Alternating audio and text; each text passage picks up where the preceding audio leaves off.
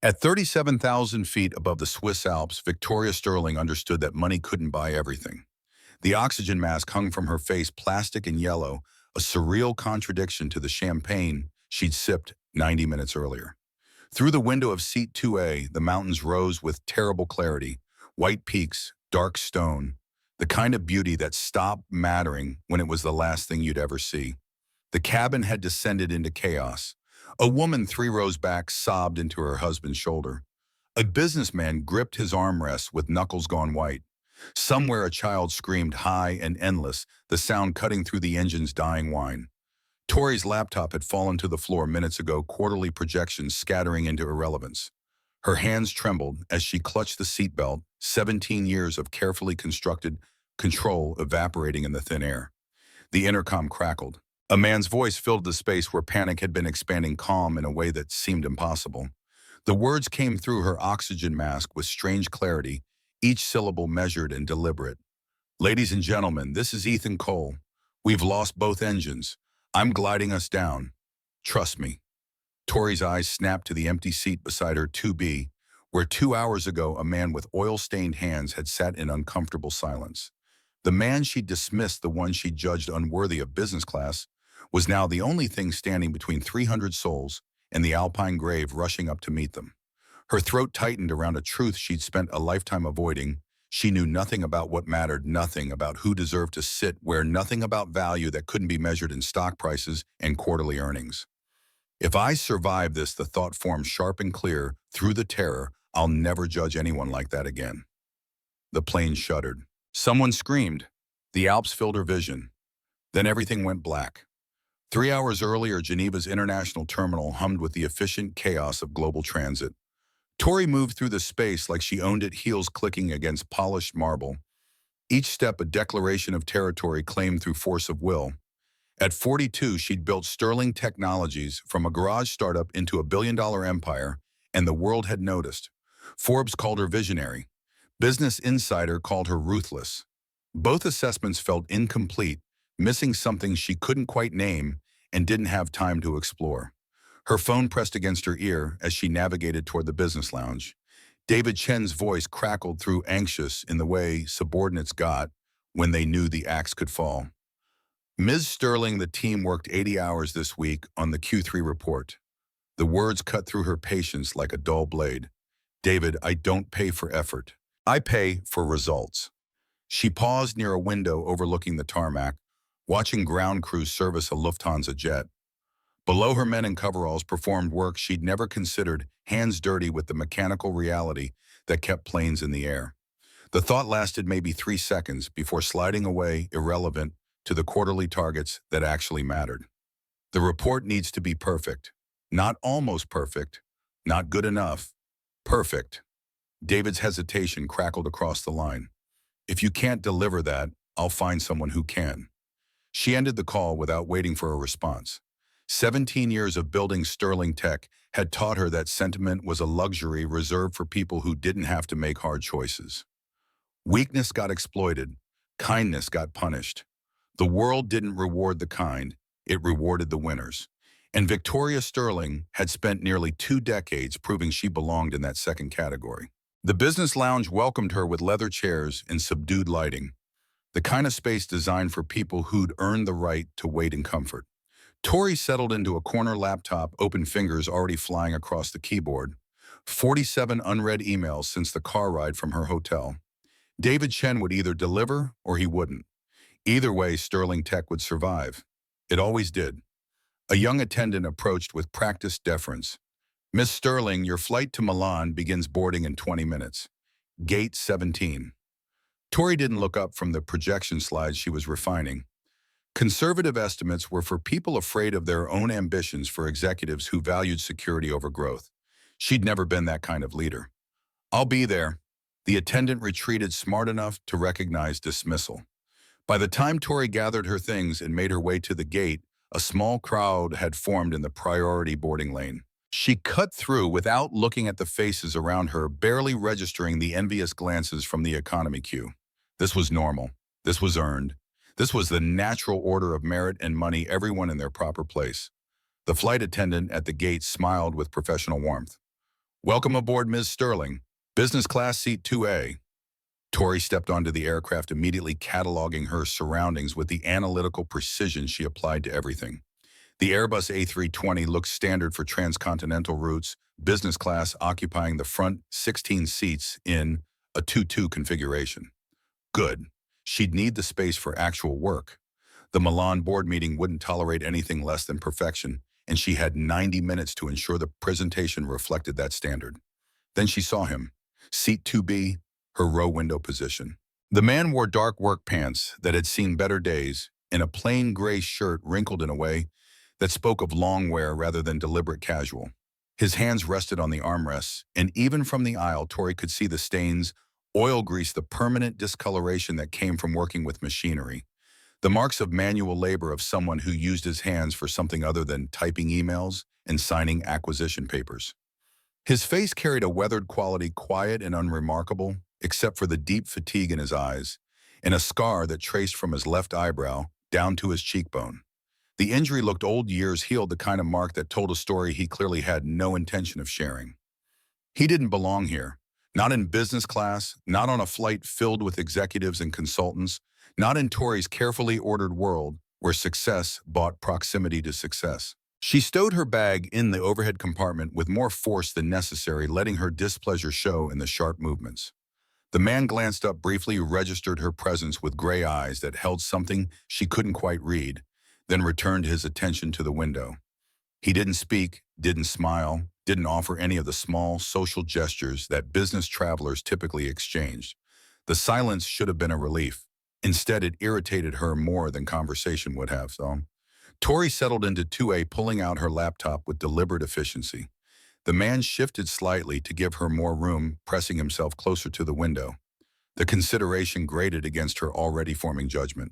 She didn't need his accommodation. She needed him to not be there at all. A flight attendant appeared, nameplate reading Rachel Martinez, with a tray of pre-flight beverages. Champagne, Ms. Sterling. The recognition felt automatic, expected. Good service meant attention to detail, and Rachel had clearly checked the manifest. Tori accepted the crystal flute without acknowledging the courtesy beyond a slight nod. This was how the world worked. Excellence got rewarded with excellence.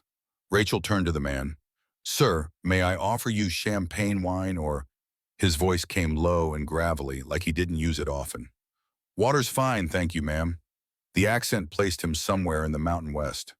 Colorado, maybe Montana. Polite despite everything, with the kind of deference that confirmed what Tori already suspected. He didn't understand this world, didn't know how to navigate business class norms, probably got lucky with some random upgrade. Rachel brought him water in a plastic cup while Tori sipped Dom Perignon from crystal. The visual metaphor wasn't lost on her. Everyone in their proper station, the natural hierarchy of merit, asserting itself even in something as small as beverage service. More passengers filed in, filling the business cabin with the usual suspects. A silver-haired executive in an Italian suit took 1A, immediately pulling out his phone for one last call before departure. Two women in their 30s, consultants based on their matching laptops and serious expressions, settled into row 3. An elderly couple holding hands with the comfortable intimacy of long marriage took row 4. All of them belonged. All of them had earned their seats through success achievement, the quantifiable measures that separated those who mattered from those who didn't. All except the man with oil-stained hands. Tori tried to focus on her laptop, pulling up the Milan presentation. Slide 3 needed work. The market analysis was too conservative, didn't account for the aggressive expansion she had planned. Her fingers moved across the keyboard with practiced speed, but her attention kept drifting to the man beside her. Something about his presence felt wrong in a way she couldn't quite articulate. The plane lurched slightly as it pushed back from the gate. The captain's voice crackled over the intercom, announcing their route to Milan flight time, approximately 90 minutes, current weather conditions over the Alps clear, with minimal turbulence expected. Routine. Perfect. Exactly what Tori needed for productive work. The man beside her shifted, and she caught a better look at his hands. They weren't just stained, they were marked with dozens of small scars, the kind that came from years of working with sharp edges and hot metal. Mechanics' hands or factory work, definitely not the hands of someone who should be sitting in business class. The judgment formed automatic and complete, a conclusion drawn from evidence that seemed self-evident. She couldn't help herself. The words came out with a tone that made the question both inquiry and accusation. Upgrade. He turned to her, and for a moment she saw something flicker in those gray eyes. Not anger, not even offense, just a kind of tired recognition, like he'd heard variations of this question 1,000 times before and had long since stopped caring about the answer. Something like that. The vagueness irritated her more than a direct lie would have. She wasn't making conversation. She was confirming what they both knew: he didn't belong here, and the acknowledgement should have been mutual, a shared understanding of social order. Tori returned to her laptop, the dismissal clear in her posture. Well, lucky you. She felt him watching her for a long moment before he turned back to the window. The plane taxied toward the runway, joining the queue of departing aircraft. Through her window, Tori could see the Alps in the distance, their peaks dusted with early snow, sharp and magnificent against the late afternoon sky. Beautiful in an impersonal way, the kind of scenery that made good screensavers, but demanded nothing from the viewer. The engines spooled up with their distinctive whine. Tori had flown enough to find the sound almost comforting, the mechanical promise of departure physics, and thrust carrying her toward the next conquest. The plane accelerated down the runway, pressing her back into the seat. The nose lifted. Geneva became a sprawl of buildings and roads, then a map, then a memory. She opened her email, already moving to the next task. 18 unread messages. She'd clear them before reaching cruising altitude.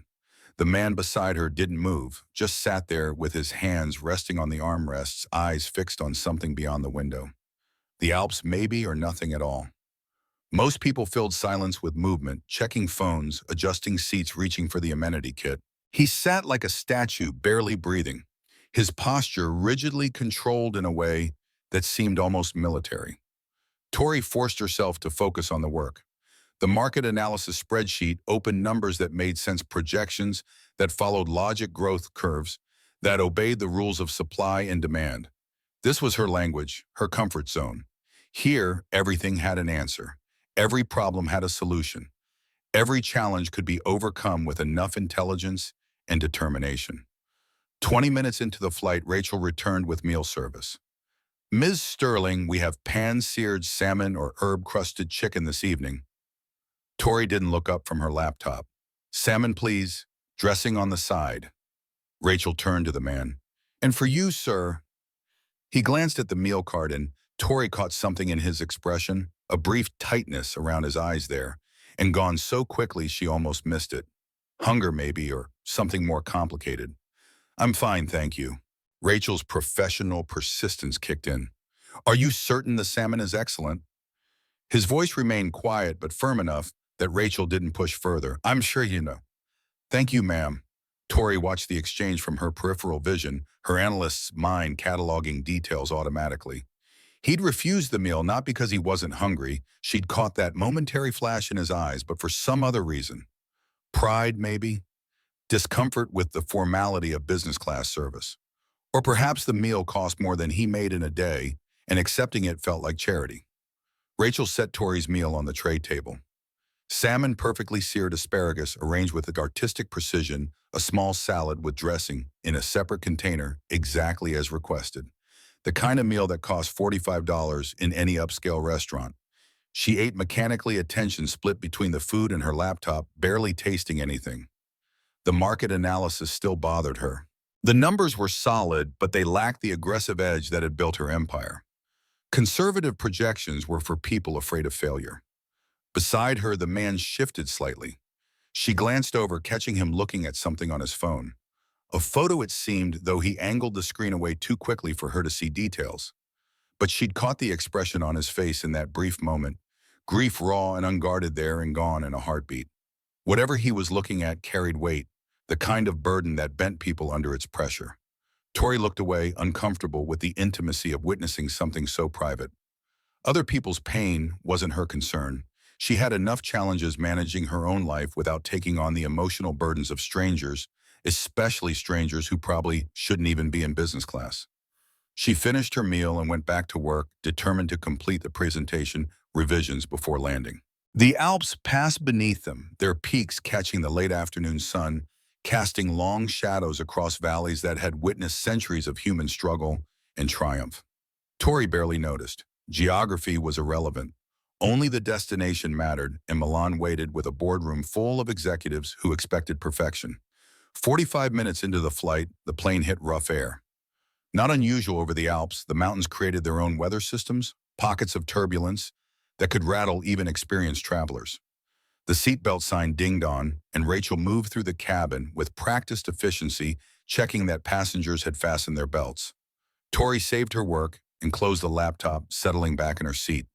The turbulence wasn't severe, just annoying, the kind of bumpy air that made typing impossible, but didn't merit real concern. She crossed the Atlantic in storms that sent meal carts flying down the aisles, had landed in crosswinds that tilted the plane at terrifying angles. A little mountain chop barely registered. Beside her, the man's posture had changed. The rigid control had intensified to something almost painful to watch. His hands gripped the armrests with white-knuckled forced tendons standing out in sharp relief. His breathing had shifted too slow measured, like he was counting each inhalation. 1, 2, 3, 4. His eyes were closed and a muscle twitched in his jaw with mechanical regularity. Fear. The man was afraid of flying. The observation came with a small surge of contempt that Tori did not bother to suppress. A grown man scared of routine turbulence. She'd built a billion-dollar company by refusing to let fear dictate actions, by pushing through discomfort and doubt to achieve results that lesser executives couldn't imagine. Fear was weakness, and weakness was something she trained herself to recognize and eliminate. The turbulence subsided after a few minutes. The seatbelt sign stayed on, but the ride smoothed out, returning to the gentle vibration of normal flight. The man's grip on the armrest slowly relaxed. His breathing evened out. Then Tori noticed his left forearm exposed where his sleeve had ridden up during the turbulence. A scar ran from his wrist to his elbow, thick and raised, the kind of injury that spoke of serious trauma. Burns, maybe, or shrapnel. The kind of wound that came from violence, from moments when everything went catastrophically wrong. Her analyst mind, trained to spot patterns and connections, began assembling pieces automatically. The military posture, the controlled breathing during turbulence, the scars on his hands and face and arms, the deep fatigue in his eyes, the grief she'd glimpsed when he looked at his phone. This wasn't just some mechanic who'd lucked into a business class seat. This was someone with a story, probably one he spent significant energy trying to forget. Tori found herself curious despite her better judgment. She'd built her career on reading people, on understanding what motivated them, what they wanted, what they feared. This man was a puzzle, and she'd always been terrible at leaving puzzles unsolved. The words came out before she could reconsider. "That's quite a scar." She nodded toward his arm, the observation both genuine and invasive.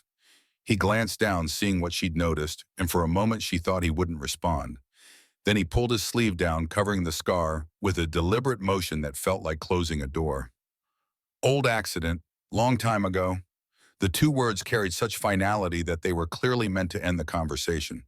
But Tori had never been good at accepting dismissal, especially when her curiosity was engaged. "Must have been some accident." He turned to look at her fully for the first time since the flight began. His eyes gray, she noticed again, like winter clouds, carried a weight that had nothing to do with the scar on his arm. The words came quiet, but loaded with something she couldn't quite identify. "It was not something I talk about." His voice held a quality she recognized from boardrooms, in negotiations, the locked door of someone protecting wounds that had never fully healed. She should have left it alone, should have returned to her laptop and the comfortable world of numbers that always made sense. But something, curiosity or boredom, or maybe just the perverse instinct that made her push when wisdom suggested retreat, kept her engaged. "What do you do for work?" The question felt safe enough neutral territory after the too personal observation about his scar. Aircraft maintenance, ground crew, inspections, repairs, that kind of thing. So she'd been right. Mechanic's hands. The oil stains made perfect sense now. The permanent marks of someone who worked with engines and hydraulics and all the mechanical complexity that kept planes airborne. "That's why you were nervous during the turbulence. You know too much about what can go wrong." A ghost of something that might have been a smile crossed his face, bitter around the edges. "Something like that." Tori filed the response away, adding it to her growing profile. He understood aircraft, understood them well enough that the knowledge made him wary of flying. That spoke to genuine expertise, not just routine mechanical knowledge. You didn't fear what you didn't understand. The truly terrifying things were the ones you knew intimately, the systems and failures you'd seen firsthand. So what brings you to Milan? He hesitated, and she saw him weighing how much to share, deciding what questions he could answer and which ones required too much explanation. Job, just passing through. Heading home after that. Home being another pause longer this time. Montana, small town, you wouldn't know it. The deflection was obvious, but Tori couldn't resist the challenge. Try me. Whitefish, population 7,500, one main street, three churches, a diner that makes the best pie you've ever had. His voice softened slightly as he spoke about it, the first hint of warmth she'd heard from him. The change was subtle but unmistakable, a man describing something that mattered in ways business class upgrades never could. Sounds boring? The judgment came automatic, her worldview asserting itself without conscious thought. She couldn't imagine choosing quiet and peaceful over opportunity, and growth couldn't conceive of a life that valued stillness over achievement. Sounds perfect to some people. He looked at her with those winter gray eyes, and she saw something shift in his expression. Recognition maybe of a kindred spirit, someone else who ran from something. I used to think different. Used to think the world was bigger than one small town, that I needed to be part of something important. He paused and the weight in those eyes deepened. Turned out I was wrong about what mattered. Before Tori could respond, the plane lurched, not the gentle bump of routine turbulence, but a sharp, violent movement that sent her laptop sliding across the tray table. She grabbed it instinctively, saving it from crashing to the floor as the aircraft bucked again, harder this time. The seatbelt sign already on began to chime insistently. Rachel's voice came over the intercom, professional, but with an edge of concern that made Tori's stomach tighten. Ladies and gentlemen, we're experiencing some unexpected turbulence. Please ensure your seatbelts are securely fastened and remain seated until the captain turns off the seatbelt sign. Another lurch violent enough to draw gasps from passengers throughout the cabin. Somewhere behind them, someone started praying in rapid Italian. This wasn't normal mountain turbulence. The plane was moving in ways that felt fundamentally wrong. Sudden drops, sharp tilts, corrections that seemed too aggressive. Beside her, the man's entire demeanor had changed. The fear she'd noticed earlier was gone, replaced by intense focus. He was listening, not just hearing, but listening with the concentration of someone who understood the language the aircraft was speaking through its movements and sounds. His head tilted slightly to the left, tracking something she couldn't perceive. The plane dropped suddenly, a stomach-lurching fall that lasted 2, 3, 4 seconds before the wings caught air again. Several passengers cried out. The Italian prayer grew louder, more desperate. Tori's hands tightened on her laptop, knuckles white. That's not normal. The words came out before she could stop them, her voice carrying a tremor she hated hearing. No, it's not. His calmness steadied her more than any reassurance could have. Whatever was happening, he understood it in ways she didn't, and he wasn't panicking. That had to mean something. It had to. The captain's voice cut through the cabin, professional, but strained in a way that sent ice through Tori's veins. Folks, this is Captain Henderson. We're experiencing some technical difficulties with our propulsion systems. Nothing to be alarmed about, but we're going to need to divert to the nearest airport as a precaution. Please remain calm and keep your seatbelts fastened. Technical difficulties. The phrase was designed to be reassuring, but Tori's analyst mind translated it instantly into reality. Something was wrong with the plane. Wrong enough that the captain was breaking off the route looking for the nearest place to land. Wrong enough that his voice carried tension no amount of training could fully mask. Another violent movement this time, a roll that tilted the cabin at an angle that sent Tori's stomach sideways. Her laptop fell despite her grip, clattering to the floor with a crack that probably meant a shattered screen. She didn't care. Laptops could be replaced. The angle of descent, the way the plane was shuddering, the deep mechanical vibration that felt like the aircraft was fighting something it wasn't designed to overcome, none of that could be fixed with money or will or any of the tools she'd spent 17 years mastering. Beside her, the man's hands were back on the armrests, but now his focus was absolute. His head remained tilted, listening to sounds no one else seemed to hear. Not the posture of fear anymore. This was assessment, professional evaluation, the bearing of someone who'd done this before and knew exactly what the mechanical symphony meant. We're dropping altitude. Tori voiced the observation to no one, just speaking the fear that her instincts were screaming. Yes. He didn't turn to look at her, still tracking whatever auditory information he was processing. Engine failure. Maybe both. Hard to tell from here. The casual way he said it, like discussing the weather rather than their potential death, jolted her more than the turbulence had. How do you know that? He turned to her then, and for the first time she saw past the quiet, tired exterior to something else underneath authority competence.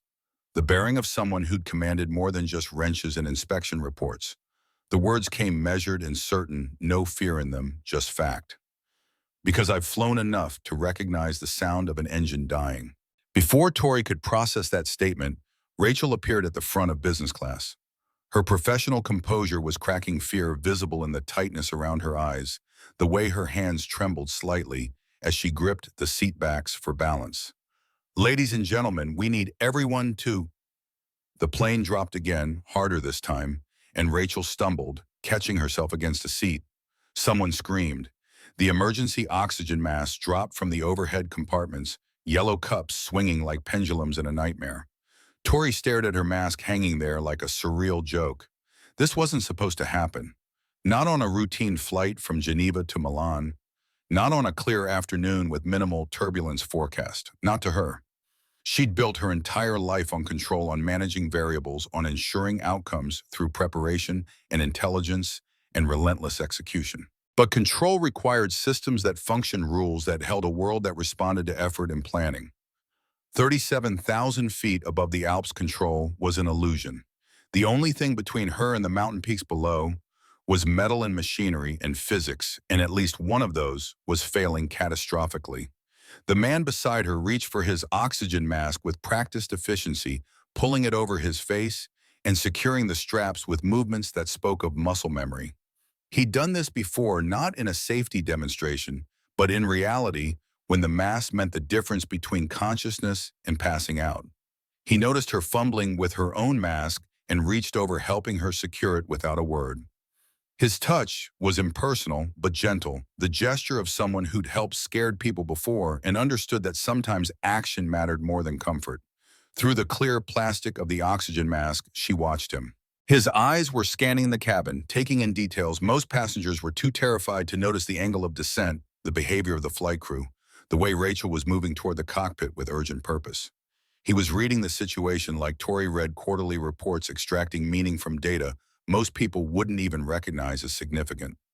The plane's descent steepened. Through the window, the mountains were getting closer, their details becoming clearer. Snow rocked the dark shadows of valleys, beautiful and terrible, magnificent and utterly indifferent to the 300 people falling toward them. Tori's mind, usually so quick with analysis and solutions, could only repeat one thought, simple and devastating. This is really happening. We're going to crash. Then Rachel's voice cut through the chaos, high and desperate, carrying from the front of the cabin where she'd grabbed the intercom handset. The professional veneer was gone, completely replaced by raw fear that made every word a plea. Is anyone on this aircraft a pilot? We need any passenger with flight experience to identify themselves immediately. The question hung in the air like the oxygen mask, absurd and terrifying in equal measure.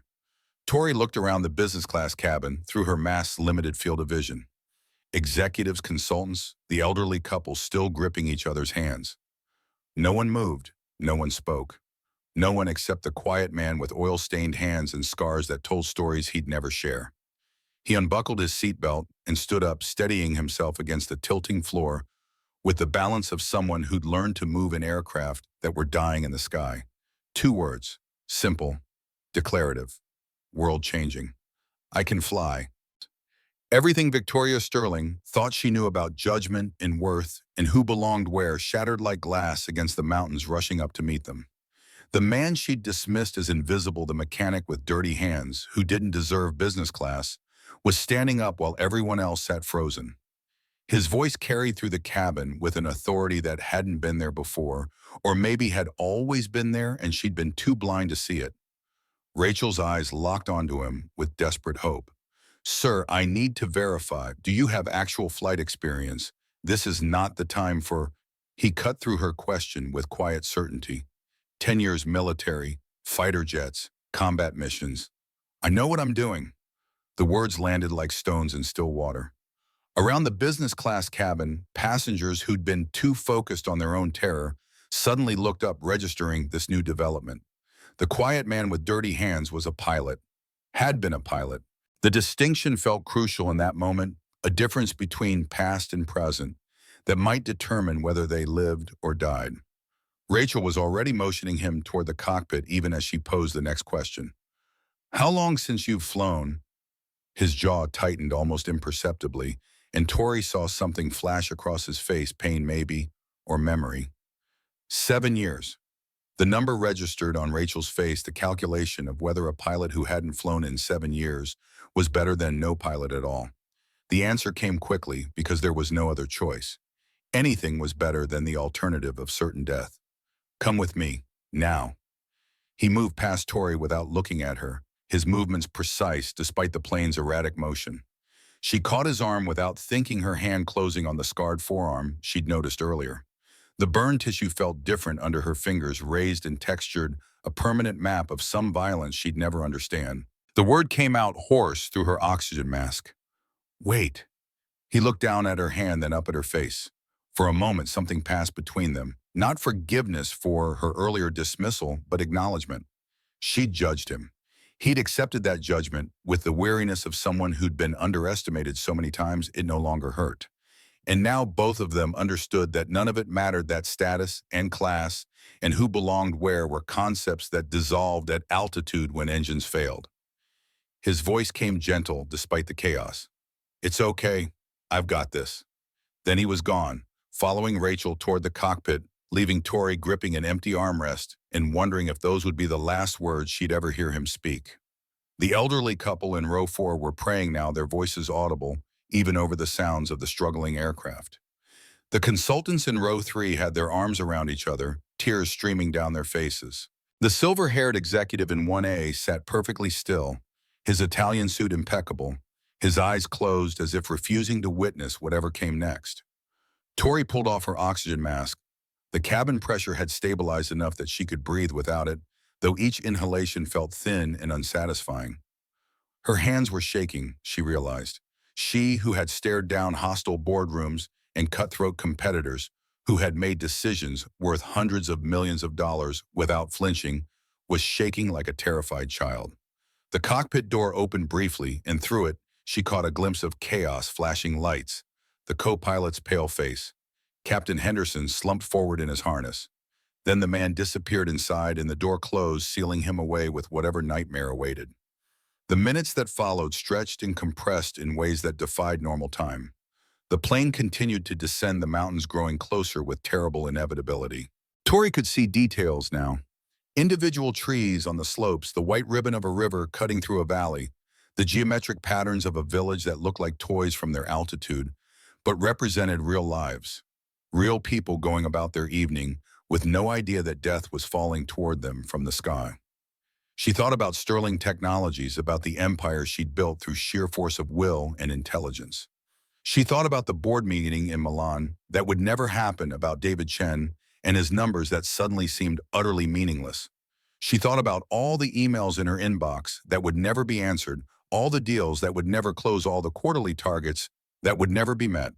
She thought about her apartment in San Francisco, 3,000 square feet of carefully curated success that no one would ever visit because she'd been too busy building her career to build relationships. She thought about her parents who died in a car accident when she was 25, right when Sterling Tech was just getting started. She'd thrown herself into work after their death, using success as a shield against grief, building monuments of achievement on foundations of loss. They'd be proud, she thought, or disappointed. She'd never know now. Most of all, she thought about the man she'd dismissed an hour ago, the quiet stranger with oil-stained hands, who was now somewhere beyond that closed cockpit door, doing something she couldn't comprehend, with skills he'd kept hidden beneath humility and silence. The intercom crackled to life. His voice filled the cabin, and it had changed, no longer quiet or deferential, but carrying the unmistakable tone of command of someone who'd spoken into headsets while making life or death decisions. Ladies and gentlemen, this is Ethan Cole. I'm a former military pilot, and I'm taking control of the aircraft. Tori leaned forward in her seat, hanging on every word. The man had a name now. Ethan Cole. Not just the dismissed stranger in 2B, but a person with a history and skills and a voice that commanded attention. We've lost both engines due to what appears to be fuel contamination. The captain has been incapacitated by a medical emergency. The information came delivered with clinical precision, no sugarcoating, no false reassurance. Just facts presented to people who deserve to know what they were facing. I'm going to glide us there. This aircraft is fully capable of gliding without engine power, and I've done this before. Had he, Tori wondered? Or was that the kind of lie you told scared people in their last moments? She couldn't tell, didn't want to know. But I need absolute cooperation from everyone on board. Flight attendants prepare the cabin for emergency landing. Passengers, when instructed, assume crash position. Head down, hands behind your head, feet flat on the floor. Stay in that position until we've come to a complete stop. The instructions came clear and methodical, each word chosen for maximum clarity. If you have family members or friends in other parts of the aircraft, do not try to reach them. Stay in your seats. Trust your flight attendants. A pause, brief but weighted. Trust me, I will bring you home. The intercom clicked off. Rachel and the other attendants were already moving through the cabin with renewed purpose, no longer panicked, but focused, channeling their fear into action. They demonstrated the crash position, secured loose items, ensured everyone's seatbelts were properly fastened. Tori watched them work, marveling at their composure. They were just as terrified as everyone else. She could see it in their faces, the way their hands trembled slightly as they worked. But Ethan's voice had given them something to hold on to. Command. Direction. The promise that someone who knew what they were doing was fighting for their lives. The plane's angle of descent changed subtly. Through the window, Tori saw the wing adjust, the flaps extending slightly. Someone was flying this aircraft, coaxing performance out of a machine that should have been falling like a stone. The movements were precise, controlled, nothing like the violent lurches and drops of earlier. She pulled out her phone, knowing it was probably futile, but needing to try anyway. No signal. They were too low in the mountains, too far from cell towers. She opened her notes app instead and began typing, not sure why or for whom, only knowing that if these were her last minutes, she wanted to leave something behind. The words came halting and honest. I was wrong about so much. Built an empire, but forgot to build a life. Judged people by appearance instead of character. The man trying to save us right now, I dismissed him as invisible an hour ago. If we survive this, I'll do better. Be better. I promise. She saved the note, locked her phone, and slid it into her pocket. Then she did something she hadn't done since her parents' funeral 17 years ago. She closed her eyes and tried to pray, fumbling for words she'd forgotten, reaching for faith she'd abandoned when the world had proven too harsh for sentiment and hope. Please, the thought formed, wordless and desperate. Please let us live. Please let him succeed. The intercom crackled again. Ethan's voice steady as bedrock. 60 seconds to touchdown. Flight attendants, be seated. Passengers, crash positions now. Tori bent forward, assuming the position Rachel had demonstrated. Head down, hands clasped behind her neck, feet flat. Around her, 300 people did the same, their prayers and tears and ragged breathing, creating a chorus of terror and desperate hope. Through the gap between the seats in front of her, she could see the ground rushing up. They were so low now that she could make out individual buildings, cars on roads, a soccer field, with tiny figures running across it. Normal life continuing in blissful ignorance, while a crippled aircraft approached, carrying its cargo of fear and fragile mortality. Ethan's voice came one last time. 30 seconds. Brace, brace, brace. The ground filled her vision. She could see a runway, now gray concrete, stretching ahead. They were lined up, approaching from the correct angle. He'd done it, had guided this dying plane to exactly where it needed to be. 20 seconds. We're going to make it. Stay in crash position. Was that true, or the final kindness offered to the condemned? Tori kept her head down, her hands locked, her eyes squeezed shut. Every muscle in her body tensed for an impact she couldn't imagine, braced for violence. That might be the last thing she ever felt. The first contact came harder than anything she'd experienced. Wheels hitting concrete with a bone-jarring slam that sent shockwaves through the entire aircraft, up through the landing gear and into the fuselage. and through every seat and passenger. Someone screamed. Metal groaned. Tori's teeth rattled in her skull as the plane bounced, lifted, came down again even harder. Then they were rolling, decelerating fast but controlled. The reverse thrusters that should have helped slow them were absent because the engines were dead, leaving only friction and air resistance to fight the momentum. Tori felt the plane's speed bleeding off through the vibration in her seat, felt the aircraft fighting physics and inertia, and the simple mathematics of mass and motion. The plane veered slightly left, then corrected. More metal grinding sounds, something breaking or tearing underneath, but they were slowing, definitely slowing. The world outside the windows no longer a blur, but distinct shapes, buildings, vehicles, people running toward them. Slower, slower, the terrible sounds of motion fading, then stillness, complete perfect stillness. The mechanical symphony of flight replaced by silence so profound it felt sacred. For 5 heartbeats, no one moved. No one spoke. 300 people sat frozen in crash position, afraid that moving might somehow restart the nightmare, might reveal that survival was an illusion and death still waited. Ethan's voice broke the silence, rough now with exhaustion, but carrying unmistakable triumph. Ladies and gentlemen, welcome to Sion Regional Airport. We're down, we're safe. Evacuation crews are approaching. Please remain seated until the flight attendants give instructions to the plane. You did great, all of you. The cabin erupted, people crying, laughing, some still praying, others hugging strangers. The elderly couple in row 4 were kissing like teenagers, 17 years of marriage, compressed into a moment of pure gratitude for getting to keep each other. The consultants were sobbing in each other's arms, professional distance, abandoned in the face of survival. Even the silver-haired executive had tears streaming down his face, his expensive suit, and practiced composure no match for the simple joy of being alive. Tori straightened slowly, her entire body aching from tension and the violence of landing. Through the window, she saw emergency vehicles surrounding the aircraft, fire trucks, ambulances, airport security forming a perimeter. News helicopters hovered at a distance, already circling to feed on their story of near catastrophe and miraculous survival. She saw Ethan emerge from the cockpit. He looked 10 years older than when he'd entered it, his face gray with exhaustion, his shirt soaked with sweat despite the cold. The scar on his face stood out in sharp relief against his pallor. His hands were shaking, not much, but enough that Tori noticed, enough that she understood what it had cost him to maintain that steady voice, that unshakable calm, while flying a dead plane to safety. Rachel was behind him, tears streaming down her face. She threw her arms around him, and he stood there, awkwardly accepting the embrace, with the discomfort of someone unused to gratitude or touch. You saved us. You saved everyone. Her words tumbled out between sobs, professional boundaries dissolved in the crucible of survival. Ethan gently extricated himself from her embrace, his voice quiet again, the command tone gone as quickly as it had appeared. I did what needed doing. The forward door opened and emergency crews flooded in. Paramedics headed straight for the cockpit, where Captain Henderson lay unconscious, but breathing. Others began the process of evacuation, helping passengers gather their belongings and exit the aircraft with the careful efficiency of professionals who understood that the danger wasn't over until everyone was safely off the plane. Tori stood on shaking legs, gathering her laptop and bag. Her hands were still trembling, her heart still racing.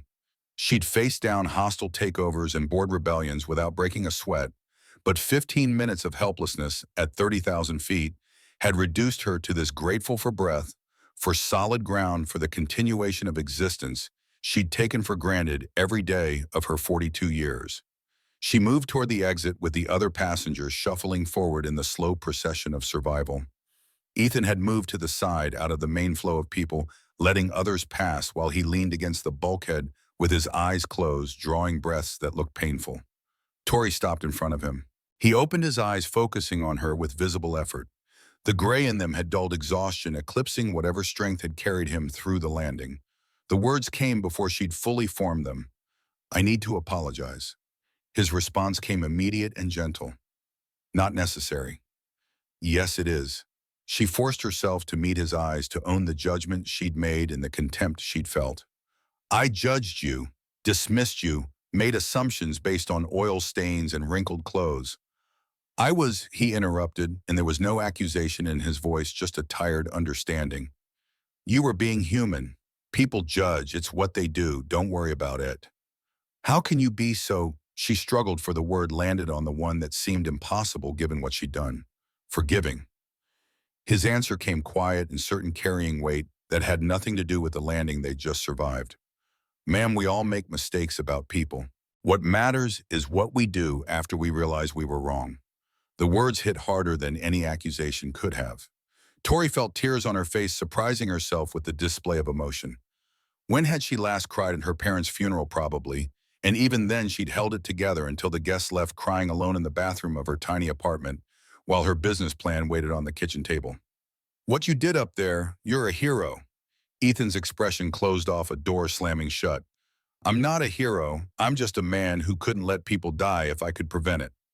A reporter appeared at the door of the aircraft, somehow already past security camera raised. Sir, can we get a statement? Who are you? What's your background? Ethan's eyes widened with something close to panic. He pushed past Tori, heading for the exit with his head down, desperate for escape. She watched him go, watched him disappear into the crowd of emergency personnel and curious onlookers, a man fleeing the very attention that would have drawn others like moths to flame. Tori followed at a distance, letting herself be guided by ground crew to the emergency staging area they had set up on the tarmac. The night air hit cold and sharp after the recycled warmth of the cabin, carrying the clean mountain scent that reminded her how far they were from anything familiar. Around her, other passengers were being evaluated by paramedics, given blankets and water, and the kind of care that came after trauma. She stood there holding her laptop bag, watching emergency workers swarm over the silent aircraft. It sat on the runway like a wounded bird, having given everything it had to bring them home. Through the crowd, she caught glimpses of Ethan paramedics trying to check him over while he waved them away. Airport officials wanting statements, reporters trying to get close enough for questions.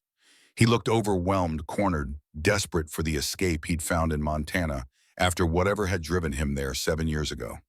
This was the price of heroism, Tori realized. Not the glory or recognition, but the exposure, the questions, the invasion of privacy that came when you did something extraordinary enough to warrant public interest. She'd craved that attention her whole life, understood how to manage it, how to use it. For Ethan, it looked like torture. He finally broke free from the crowd, heading toward the terminal building bar with his shoulders hunched, his whole posture screaming his desire to disappear. No one tried to stop him. The authorities had what they needed.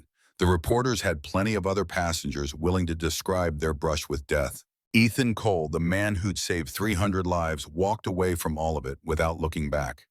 Tori stood on the tarmac as the Swiss twilight deepened to full dark emergency lights, flashing red and blue across the wounded plane, and made a decision that surprised her with its clarity. She didn't know who Ethan Cole really was, didn't understand what had brought him to that business class seat, or what had driven him away from flying for 7 years. But she knew one thing with absolute certainty: she needed to find out. And more than that, she needed to thank him properly, in a way that mattered, for giving her the chance to keep breathing, to keep trying to maybe become someone better than the woman who dismissed him based on the stains on his hands. The mountains loomed dark against the stars, witnesses to what had almost been a tragedy and had instead become something else. A beginning maybe, or at least the possibility of one. Victoria Sterling picked up her laptop bag and walked toward the terminal, following in the footsteps of a man she'd underestimated, ready to start learning what really mattered. The investigation room in Sion's Airport Administration Building smelled of stale coffee and bureaucratic efficiency. Catherine Walsh sat across from Tori with a file folder thick enough to suggest she'd already done considerable homework. The FAA investigator's gray hair was pulled back in a no-nonsense bun, her eyes carrying the kind of sharp assessment that came from decades of reconstructing disasters from wreckage and witness testimony. Tori's hands wrapped around a paper cup of coffee she hadn't touched, still feeling the phantom vibration of the dead plane beneath her feet. Walsh clicked her pen, a mechanical sound that felt too ordinary for the conversation they were about to have. Ms. Sterling, walk me through what you observed from the moment you boarded. The request came delivered with professional neutrality, but Tori heard the weight beneath it. Every detail mattered. Every observation could help prevent the next catastrophe. She started with the boarding process, describing Ethan's presence in 2B, The way he'd seemed out of place until the moment everything went wrong, and he became the only person who belonged anywhere near the controls. Walsh made notes, her pen moving in quick, precise strokes. You mentioned Mr. Cole appeared nervous during the initial turbulence. Tori nodded, remembering the white knuckles, the counted breathing. He was terrified, but when the real emergency started, everything changed. He became focused, professional, like a completely different person. Walsh flipped through her folder, extracting a page that looked like a military service record. Mr. Cole has an interesting background. 10 years U.S. Air Force, F-16 Fighting Falcon pilot, 127 combat missions in Iraq and Afghanistan. The numbers landed with weight. 127 times flying into hostile territory where people were actively trying to kill you. 127 times choosing to go anyway. Walsh continued, her finger tracing down the page. Honorable discharge in 2017. Then 7 years working ground crew. Aircraft maintenance at various regional airports. She looked up and Tori saw the question forming before Walsh voiced it. That's quite a shift. Fighter pilot to mechanic. Most don't make that kind of downgrade by choice. The word hung between them, downgrade, as if Ethan had somehow failed by choosing work that didn't require him to risk his life daily. Tori felt defensive heat rise in her chest, surprising herself with the protective instinct. He's extremely private, doesn't want his background examined. Walsh's expression softened, fractionally understanding settling into the lines around her eyes. Unfortunately for Mr. Cole, this incident will attract massive attention. The media is already calling him the hero of the sky. We have interview requests from CNN, BBC, every major outlet in North America and Europe. She closed the folder with a soft thump. His privacy will be very difficult to maintain. Tori thought about Ethan's face when the reporter had appeared, the panic that had driven him to flee. He'd saved 300 lives and wanted nothing more than to disappear back into whatever quiet existence he'd built in Montana. The world wouldn't let him. She understood that dynamic better than most. Once you achieved something noteworthy, the spotlight found you, whether you wanted it or not. The preliminary findings. Walsh pulled out another document, this one marked with official seals. Fuel contamination. Water introduced during the refueling process in Geneva. Catastrophic for jet engines. The Swiss authorities are investigating their procedures, but it appears to have been human error, a contaminated fuel truck that should have been flagged during routine inspection. She paused, her professional mask slipping enough to show genuine emotion underneath. Ms. Sterling, you should understand how remarkable it is that you're sitting here, gliding an Airbus A320 with no engine power over mountainous terrain at night to a landing that everyone walks away from. That's not luck. That's exceptional skill combined with extraordinary composure. Tori already knew that, had felt it in every second of the descent, in the precision of movements she couldn't see but could sense through the aircraft's behavior. Still hearing it, confirmed by someone who understood aviation, made the miracle more real somehow. Walsh gathered her papers, preparing to move on to the next interview. One more thing. That man you dismissed for having dirty hands, he just became a case study in why expertise matters more than appearances. I hope you will remember that, Miss Sterling. The rebuke came gentle but unmistakable. Tori nodded, accepting it because she deserved worse. She found Ethan 2 hours later in a corner of the terminal, a gate that had closed for the evening. He sat alone in a row of plastic chairs, staring at nothing, exhaustion etched into every line of his face. The overhead lights cast harsh shadows that made him look older than his 44 years, highlighting the scar tissue and the weight he carried in ways that had nothing to do with physical burden. Tori approached slowly, giving him time to notice and send her away if he chose. He didn't move, didn't acknowledge her presence until she was close enough that speaking wouldn't carry across the empty space. His voice came low and flat. Couldn't face the hotel yet. Too many people wanting to thank me. Call me a hero. The last word carried bitter emphasis, like it tasted wrong in his mouth. I hate that word. Tori sat down 2 chairs away, respecting the buffer zone he'd created, but close enough for conversation. Walsh told me about your background. 10 years Air Force. Fighter pilot. She watched his jaw tighten, muscles bunching beneath stubble he probably hadn't had time to shave that morning in Geneva. How much did she tell you? The question came careful, guarded, a man trying to assess how much of himself had been exposed without permission. 10 years military, F-16 pilot, 127 combat missions, then 7 years ground crew. Tori paused, weighing how much to push. That's quite a story, and I'd like to hear the rest of it. Ethan's silence stretched long enough that she thought he might refuse entirely. Then something shifted in his posture, a barrier lowering, or maybe just cracking under the weight of the day's events. His voice, when it came, sounded like it was being dragged up from somewhere deep and carefully buried. 7 years ago, I led a mission that went wrong. The words started simple, factual, a military briefing, stripped of emotion. We completed the objective, rescued 23 hostages from hostile territory in Iraq, got them out safe. His hands clenched on his knees, knuckles going white. But my wingman didn't make it home. The pause that followed felt weighted with all the things he wasn't saying, all the details that would make the loss real and immediate instead of abstract. Tori waited, understanding instinctively that pushing now would shut him down completely. Ryan Brooks, 36 years old. Wife Sarah, 31 at the time. 2 kids, Maya was 5, Noah was 3. His voice cracked on the children's names, just barely a fault line in the careful control. He flew next to me for 3 years. I knew everything about him.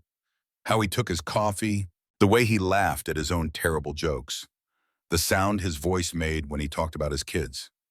Ethan's eyes stayed fixed on some point in the middle distance, seeing something that wasn't the empty terminal. March 15th, 2017, standard evacuation escort. 23 civilians trying to get out of a war zone, mostly women and children. We provided air cover. His breathing changed, becoming deliberate and counted. Surface-to-air missile. We didn't see it until too late. By the time our systems registered the threat, Ryan was between it and the evacuation convoy on the ground. The next words came out strangled. He could have evaded, should have evaded. Banking left deploying countermeasures, standard evasion protocol, but that meant the missile tracking to the convoy. 23 people dead, including kids not much older than his own. Ethan's voice dropped to barely audible. He made his choice in about 2 seconds, drew the missile away from them, saved 23 strangers, cost him everything. Tori felt tears forming, hot and unwelcome. She'd built a career on not crying, on maintaining composure regardless of circumstances. But sitting in an empty terminal, listening to a man describe his friend's final moments, the careful control she'd cultivated for 17 years proved inadequate. I watched it happen. 500 feet away, close enough to see the flash when the missile connected. Radio static, then nothing. Just dead air where his voice should have been. He finally turned to look at her, and the pain in his gray eyes was raw enough to make her look away. I landed, completed the mission, brought those 23 people home to their families. Ryan, we found the wreckage 3 days later. Enough left to send home for a military funeral. The clinical description of recovering remains made Tori's stomach turn. I had to go to Sarah's house in Boulder. Stood in their living room while Maya and Noah played with toys, no idea what was coming. Told Sarah her husband wasn't coming home. Watched her face when she understood what I was saying. Watched everything she'd built her life around collapse in real time. His hands were shaking now, muddled tremors he couldn't quite suppress. Those 23 people Ryan saved got to keep living, got to go home, raise their families, have careers and birthdays and ordinary Tuesdays. Maya and Noah got a flag, a medal, and a father-shaped hole in their lives that nothing will ever fill. The words came out like an accusation directed at the universe, or fate, or whatever force had decided who lived and who died that day. Tell me how that's fair. I led that mission, made the tactical decisions that put us in that position, and I'm the one still breathing. Tori's voice came softer than she'd intended. You've spent 7 years punishing yourself for surviving. It wasn't a question. The answer was obvious in everything he'd said, in the way he'd fled to Montana in the ground crew work that kept him close to planes but not in them. Ethan's response came immediate and certain. Wouldn't you? The challenge hung between them, daring her to judge what she hadn't experienced. But Tori had her own answer, her own 17 years of running from loss she'd never properly grieved. Yes, I would. I've spent 17 years punishing myself for surviving when my parents didn't. The admission surprised her with its honesty. She didn't talk about her parents, didn't open that wound for public inspection. But Ethan had just laid his soul bare in this empty terminal, and matching vulnerability felt like the only appropriate response. The hotel sat tucked into the mountainside lights, warm against the dark alpine night. Tori's room on the third floor felt anonymous in the way all hotel rooms did, designed for temporary occupation by people passing through to somewhere else. She should have been exhausted, should have collapsed into sleep the moment her head touched the pillow. Instead, she lay staring at the ceiling, listening to muffled sounds through the wall, someone coughing, water running, the ordinary noises of other survivors trying to process survival. At 2 in the morning, she heard a door open in the hallway. Footsteps, deliberate and quiet, heading toward the elevator. Curiosity pulled her out of bed. She threw on jeans and a sweater, following instinct more than logic. The lobby was deserted except for Ethan sitting in an armchair near the windows that overlooked the valley. A cup of coffee sat untouched on the table beside him, steam long since dissipated. He didn't turn when she approached, but his posture shifted slightly in acknowledgement. Nightmares. The single word explained his presence, delivered matter-of-fact, a symptom he'd learned to manage rather than cure. Figured I'd spare whoever has the room next to mine the sound of me screaming. Tori settled into the chair across from him, the leather cold through her sweater. Couldn't stop thinking. About everything. They sat in silence for a while, the only sound the distant hum of the hotel's heating system. Outside, the Alps rose dark against stars that seemed impossibly bright this far from city lights. Beautiful and indifferent, the same mountains that had almost killed them hours ago. Ethan spoke first, his voice carrying a rawness that suggested he'd been working up to the question. What did Walsh tell you about me? Tori considered lying, softening it, but settled on honesty. That you're exceptional. That what you did today was a case study in expertise under pressure. That I should remember skill matters more than appearances. A ghost of something that might have been amusement crossed his face. She actually said that last part, more or less. The silence returned, but it felt different now. Less awkward, more companionable. Two people who'd faced death together didn't need to fill every moment with words. Tori found herself speaking before she'd consciously decided to, the story spilling out in the darkness, where confession felt safer than it would have in daylight. My parents died when I was 25. Drunk driver, head-on collision on Highway 80. Both killed instantly. The facts came clinical and clean, stripped of the jagged emotions they still carried after 17 years. Sterling Tech was 6 months old. I was struggling, barely holding things together. They were driving from Sacramento to visit me to see how I was doing, maybe help however they could. Her throat tightened around the words she'd never voiced aloud. If they hadn't been coming to see me, they'd still be alive. That's the equation I've lived with for 17 years. Ethan's response came immediate, the recognition of someone who'd walked the same internal landscape. Survivor's guilt. You think it's your fault. Isn't it just like you think Ryan's death is yours? The parallel hung between them, two people carrying different losses but identical burdens.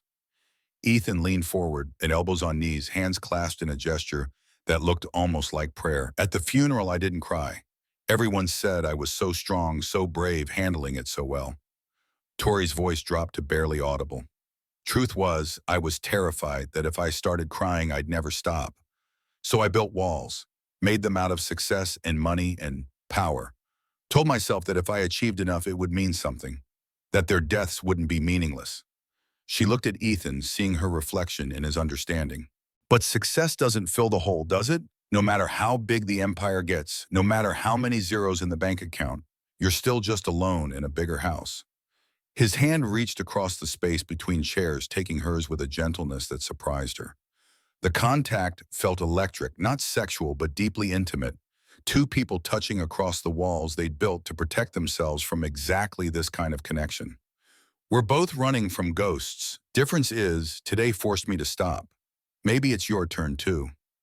The suggestion carried no judgment, just an observation from someone who recognized the pattern because he'd lived it. Tori's mind, always working even when her emotions were raw, began connecting pieces. What Ethan had done today, the landing the lives saved. Ryan's sacrifice 7 years ago, the civilians rescued, the legacy left behind. These things shouldn't just be stories, shouldn't just be memories that faded over time. They should mean something, help people create change that lasted beyond the immediate moment. The idea formed complete and clear, born from exhaustion and emotion, in the strange clarity that came from surviving something that should have killed you. What you did today, landing that plane, Ryan's sacrifice saving those 23 people. These things shouldn't just be stories we tell. Ethan's expression shifted to cautious interest. What are you thinking? The words tumbled out faster than she could organize them, enthusiasm overriding the careful planning she usually applied to everything. A foundation, named for Ryan, training for emergency pilots so more people can do what you did today. Support for military families who lose someone, financial counseling, job training, making sure people like Sarah don't have to sell their house because the pension isn't enough. Mental health resources for veterans. Programs run by people who've actually been there, not therapists reading from textbooks. She paused, searching his face for reaction. I have the money and the connections. You have the knowledge, the credibility, the understanding of what these families need. Together we could build something that actually matters. Ethan pulled his hand back, the physical withdrawal matching the emotional retreat she could see happening behind his eyes. I can't face Sarah. Haven't seen her or the kids in 7 years. What would I even say? The admission came loaded with shame and fear in equal measure. You'd say you're honoring Ryan's memory, that his sacrifice is still saving people, that he mattered and continues to matter. Ethan stood abruptly, pacing to the window, putting distance between them. This is too much. I need time to think. Tori recognized the signs of someone about to retreat to the safety of isolation. She'd done it herself too many times to count. But something about this moment, this connection, felt too important to let slip away without trying. Come to San Francisco. 3 days. Let me show you what we could build. No commitment, just possibilities. She stood, closing some of the distance he'd created. Please, I think we both need this. The silence stretched while he stared out at the mountains, weighing whatever internal calculation was happening. Finally, without turning around, his answer came, quiet but definite. 3 days. That's all I'm promising. Then I'm going back to Montana, back to my life. Tori felt relief flood through her, surprising in its intensity. Deal. They stayed in the lobby until dawn began, painting the mountains pink and gold, not talking much, but simply being present with another person who understood what it meant to carry unbearable weight alone for too long. When they finally returned to their rooms, Tori felt something she hadn't experienced in 17 years. Hope that maybe possibly there was a path forward that didn't require constant running. The flight from Zurich to San Francisco took 8 hours, enough time for Tori to draft a complete foundation framework on her laptop, while Ethan alternated between watching her work and staring out the window at the Atlantic sliding by below. The airline had upgraded them both to first class, probably recognizing Ethan's name from the news coverage that had already gone viral. He'd spent the first hour in Zurich airport dodging reporters, finally making it to the gate with his head down and jaw set against the attention he clearly despised. Tori pulled up the document she'd been working on, turning the screen so Ethan could see. 3 pillars. Emergency aviation training. Your expertise could develop curriculum that becomes the standard nationwide. Military family support, financial counseling, job training, ensuring families like Sarah's don't fall through the cracks.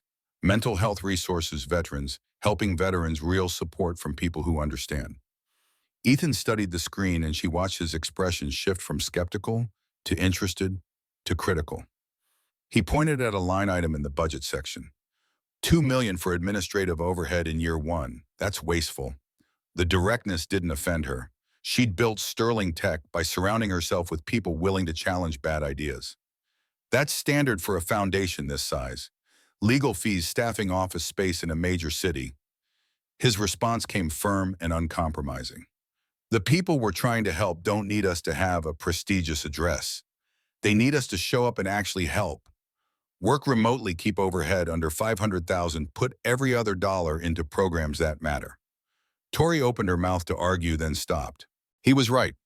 She'd been thinking like a CEO building a company, not like someone building a support system for people in genuine need. The distinction mattered. She began editing the budget in real time, watching numbers shift and realign. Ethan leaned in, offering suggestions based on what he knew military families actually required versus what sounded good on paper. By the time they crossed the coast into California airspace, the framework had transformed into something leaner and more focused, stripped of corporate excess and rebuilt around genuine service. What should we call it? Tori asked the question as San Francisco Bay appeared below them, the Golden Gate Bridge catching afternoon light. Ethan stared out the window for a long time, his jaw working like he was chewing on words he wasn't sure he could swallow. When he finally spoke, his voice carried thickness that suggested the decision cost him something. Ryan Brooks Foundation. If we're doing this, if we're really honoring him, it should carry his name. Maybe it's time Maya and Noah knew their father's name still means something.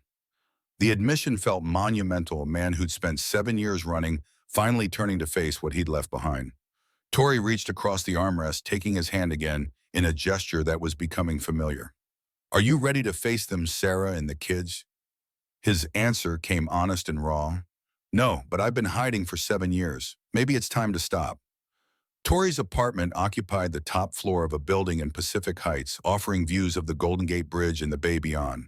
She'd bought it 5 years ago, the kind of real estate acquisition that made financial sense on paper, but had never quite felt like home. The elevator opened directly into her living space, 4,000 square feet of minimalist furniture and expensive art that looked like something from an interior design magazine and felt about as lived in. Ethan stepped out of the elevator and stopped taking in the floor-to-ceiling windows, the pristine white walls, the furniture that looked beautiful and uncomfortable in equal measure. This is where you live. The question carried no judgment, just genuine confusion about why anyone would choose this much space for one person. Tori saw it through his eyes, the sterile perfection, the absence of anything personal, except a single photo of her parents that sat on a shelf like an exhibit in a museum. It's too much, isn't it? I bought it to prove I could. Never quite managed to make it a home. Ethan walked to the windows, looking out at the bridge suspended in fog. In Montana, my apartment is 600 square feet, one bedroom shared laundry facility. But I know my neighbors. We help each other with things. He turned back to her. This is beautiful, but it's lonely. The observation landed with uncomfortable accuracy. Tori had 4 bedrooms and used one. 3 guest rooms that had never hosted a guest until today. A kitchen designed for entertaining she'd never done. A life built for one person who'd forgotten how to let anyone else in. She showed him to the guest room, watching him set down his backpack, literally everything he owned she realized contained in military surplus nylon. Make yourself comfortable. Tomorrow we start planning. Tonight just rest. They ate Thai food on the balcony as the sun set over the Pacific, painting the bridge in shades of gold and orange. Ethan picked at his pad Thai, clearly not used to the flavors, or maybe just too tired to care. You eat this often. The question came casual, but Tori heard the implication underneath. 3 or 4 times a week. I don't cook. It's good, but seems like a lonely way to live. The repeated observation about loneliness was starting to penetrate defenses she'd maintained for nearly 2 decades. She'd told herself the solitude was a choice, a necessary sacrifice for building something that mattered. Ethan's presence, his easy identification of what she'd been denying, made the lie harder to maintain. I work 80 hours a week. Cooking for one seems pointless. His response came gentle but uncompromising. Everything's pointless if you're doing it alone. Her phone rang, breaking the moment. David Chen's name appeared on the screen. She answered, already knowing what was coming. Ms. Sterling, the board wants an emergency meeting. Stock dropped 2% when you postponed Milan. They're concerned you've lost focus. Tori looked at Ethan at the city lights spreading below them at this moment that felt more real than any board meeting ever had. Tell them I'll video conference tomorrow if it can't wait. I'm not coming in.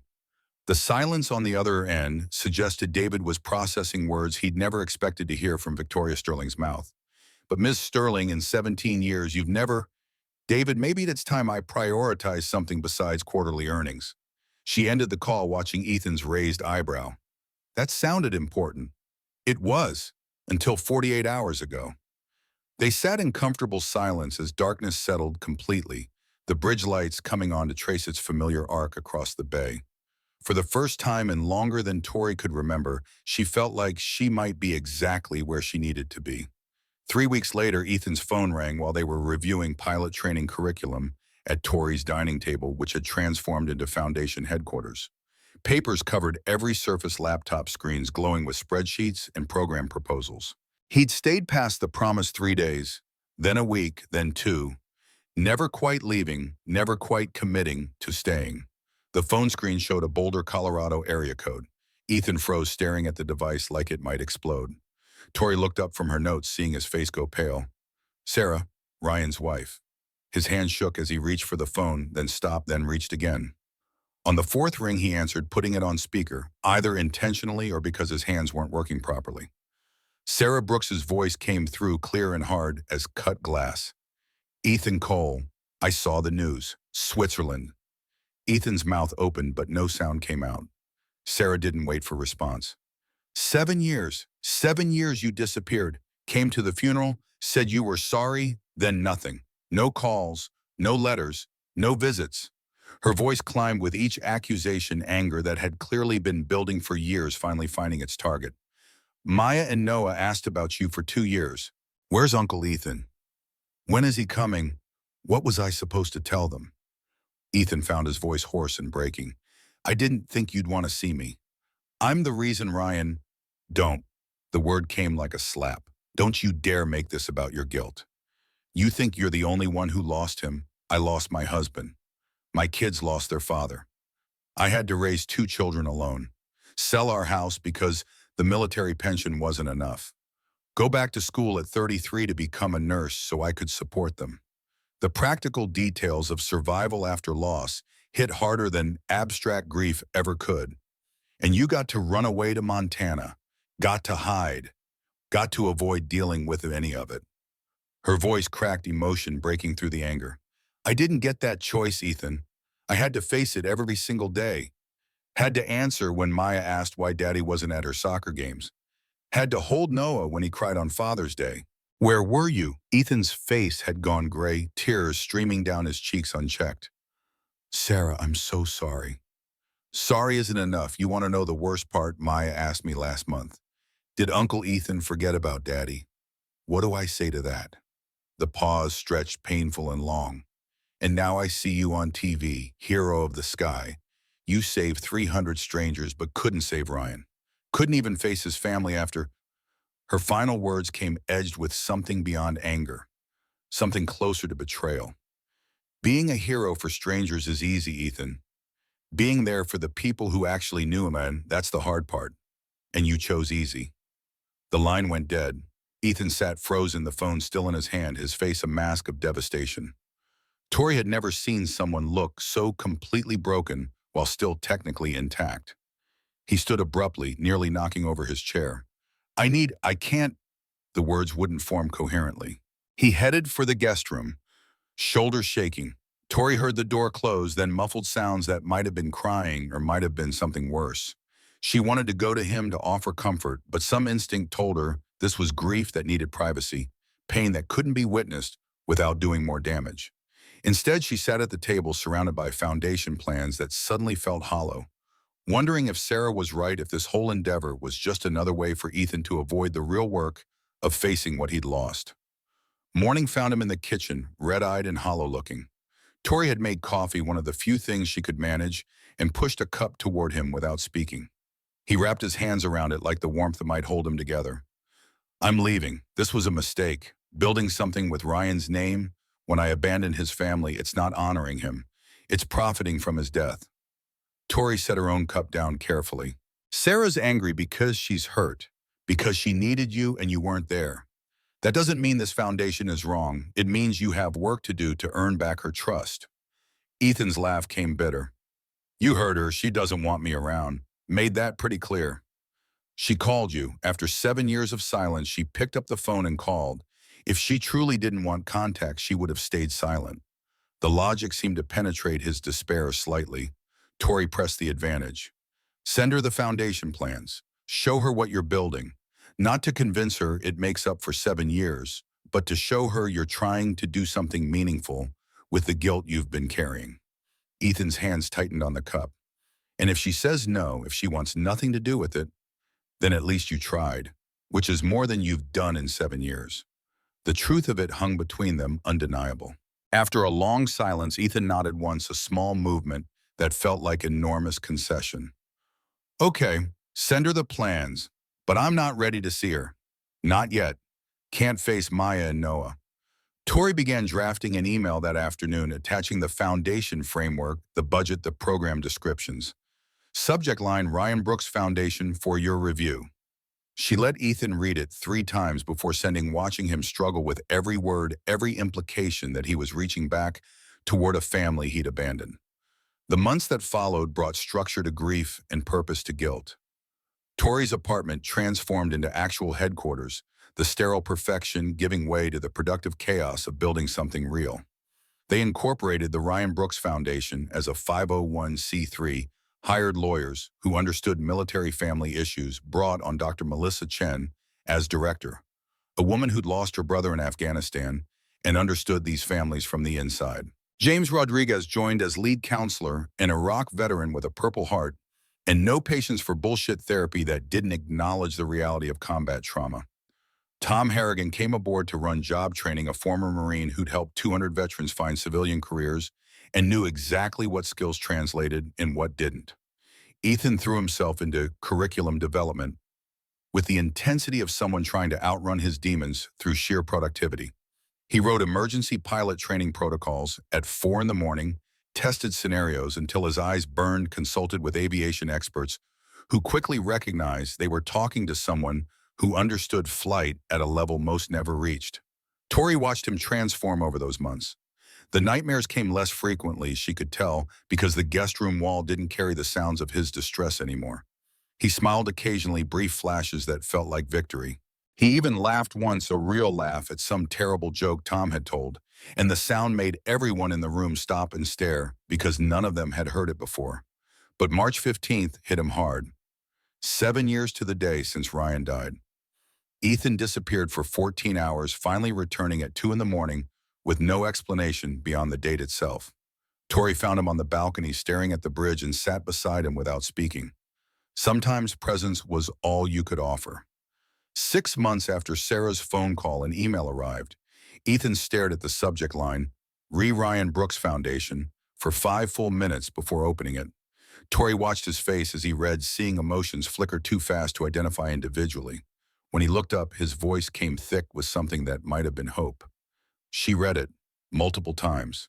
Says she's still angry, but she thinks the foundation is good, that it would mean something.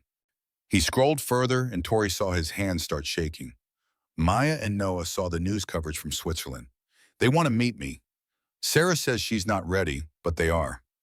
The words hung there, an invitation and a challenge and a terror all wrapped together. She wants to meet. Saturday, coffee shop in Oakland, 10 in the morning. Tori reached across the table, taking his hand in a gesture that had become familiar over the months. What are you going to do? Ethan's face cycled through fear and hope and desperate longing. I'm going to show up, and I'm going to tell Ryan's children that their father was the best person I ever knew. The coffee shop in Oakland occupied a corner space with floor-to-ceiling windows that made privacy impossible. Ethan arrived 15 minutes early, ordering coffee he wouldn't drink, sitting at a table that gave him sightlines to the door. His hands trembled enough that he kept them flat on the table, willing them steady through force of concentration that felt inadequate. Tori waited 3 blocks away at a bookstore, her phone in her hand, in case he needed escape or support or whatever form of help she could provide from a distance. She'd offered to come along, but they'd both understood this conversation required him to face it alone, without the buffer of someone who hadn't abandoned Ryan's family for 7 years. At 10 exactly, Sarah pushed through the door with Maya and Noah flanking her like protective escorts. Ethan's breath caught. Maya had Ryan's hazel eyes, the exact shade he remembered from 1,000 briefings and debriefs and jokes told at 30,000 feet. Noah had his father's facial structure, the strong jawline and straight nose that photographs hadn't quite captured. They were 12 and 10 now, no longer the babies he'd last seen at the funeral, transformed by time he'd missed into people he didn't know. Sarah's face had hardened in ways he didn't remember, lines around her eyes and mouth that spoke of stress carried alone. She wore nurse's scrubs under a jacket, probably coming directly from a night shift, because that was the life she'd built after Ryan died and Ethan ran. Her expression held no warmth, just cold assessment. Ethan? Not a greeting, just acknowledgement of his presence. He stood awkwardly, chair scraping loud in the suddenly quiet shop. Sarah, thank you for coming, for bringing them. His voice sounded foreign in his own ears, too rough and uncertain. Sarah's response came clipped and precise. I didn't do this for you. I did it for them. She gestured to Maya and Noah with a hand that suggested they were the only reasons she'd agreed to this meeting at all. The three of them sat in silence, stretched, uncomfortable and thick. Ethan wanted to look anywhere except at those children who carried their father's features like living accusations. Maya broke first, her voice carrying a bravery that reminded him achingly of Ryan. "Your Uncle Ethan. Mom told us about you. You flew with Daddy." The simple statement of fact hit harder than Sarah's anger had. "Yes, for 3 years. Best 3 years of my military career." Noah's directness came without the social filters adults developed. "Why did you stop visiting?" Children's honesty allowed no deflection, no comfortable lies. Ethan forced himself to meet the boy's eyes to give truth even when it cost him. "Because I was scared. When your dad died, I felt like it was my fault. And I was afraid that seeing you guys would remind me of what I'd lost. So I ran away." Maya's response carried judgment he absolutely deserved. "That was mean. We wanted to see you." "You're right, it was mean. I'm sorry." Sarah's voice cut through, still cold, but with a fractional softening. "Tell them about Ryan. The real Ryan, not just the hero story. Tell them about their father." The request felt like both gift and test. Ethan swallowed hard, reaching back through 7 years of deliberate forgetting to find memories he'd buried under guilt. "Your dad had the worst sense of humor, made terrible puns that everyone groaned at, but he'd laugh anyway because he thought they were hilarious." Maya's face lit with recognition. "Mom says that too, that he loved bad jokes." Ethan felt something unlock in his chest, permission to remember the good alongside the terrible. "He kept your pictures everywhere. In his locker, tucked into his flight manual, taped to the dashboard of his truck. He'd show them to anyone who'd look, whether they wanted to see or not."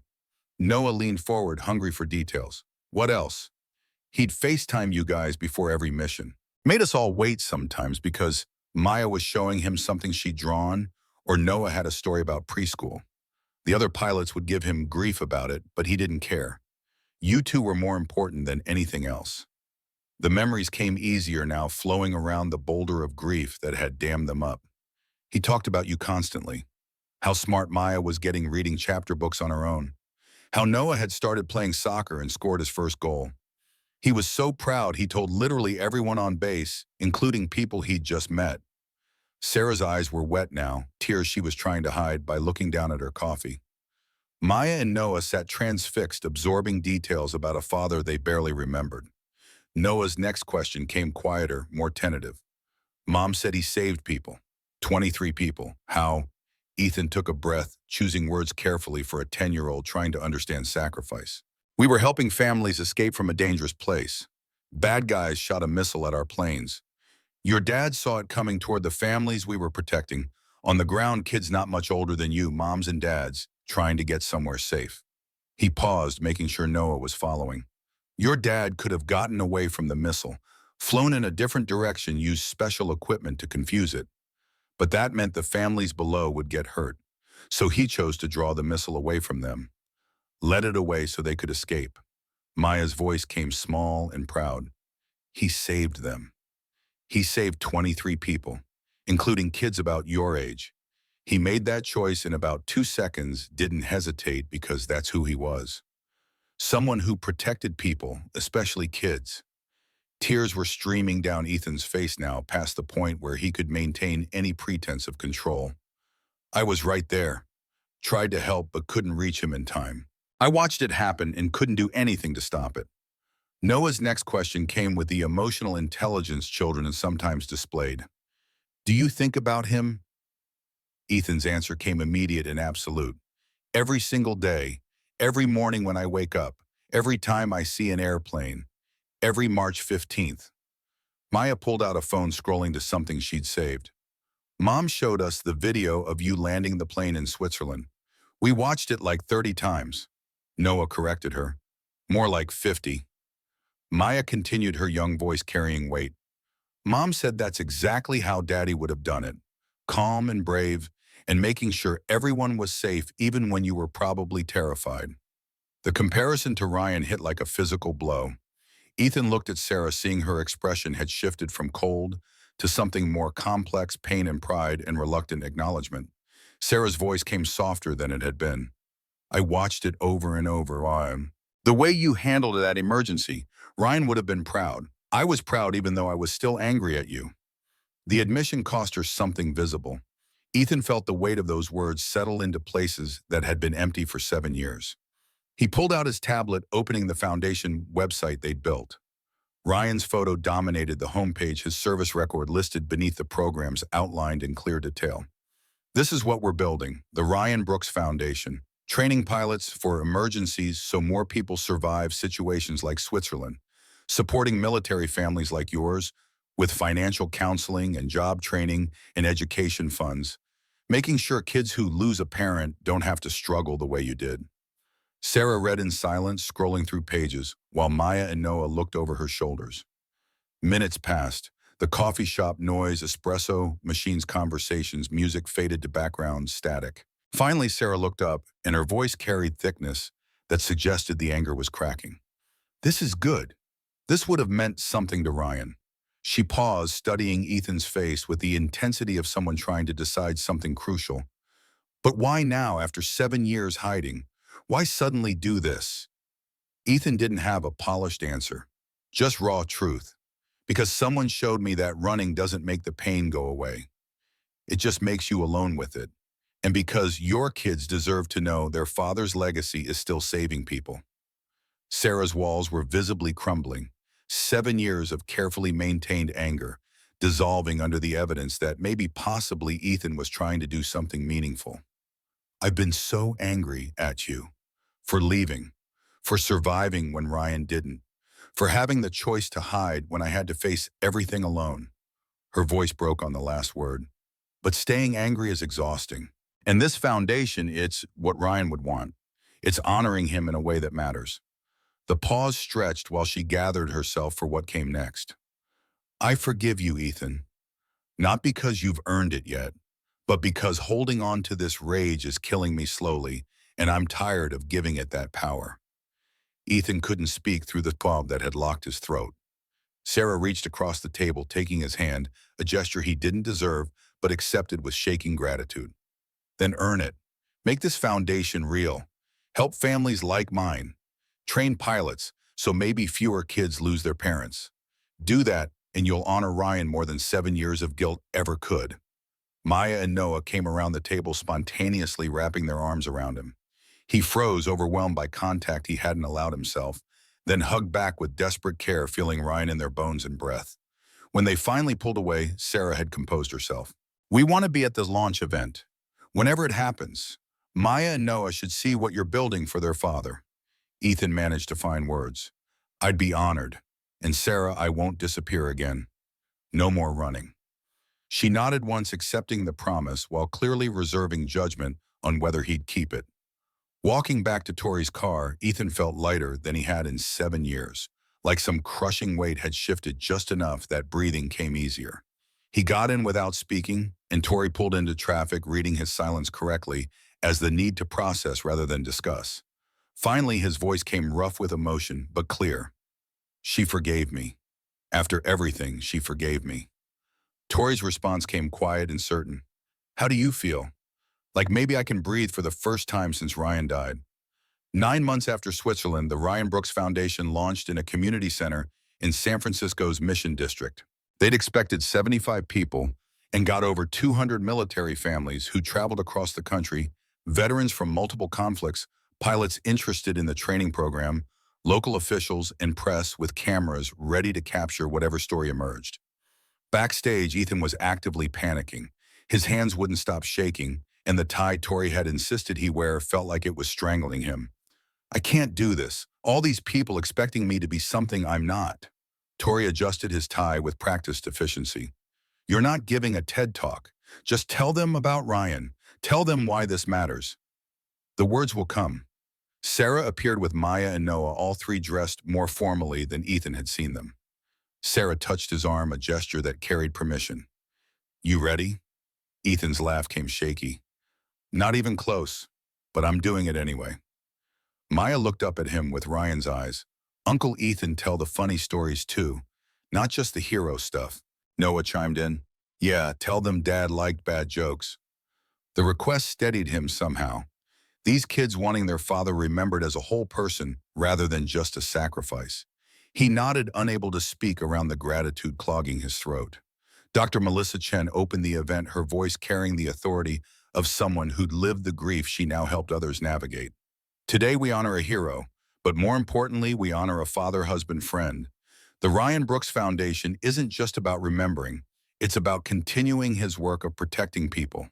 She turned to the side entrance where Ethan waited. Please welcome Ethan Cole. The applause felt overwhelming as he walked to the microphone facing 200 people who'd come because of something he and Tori had built from grief and determination.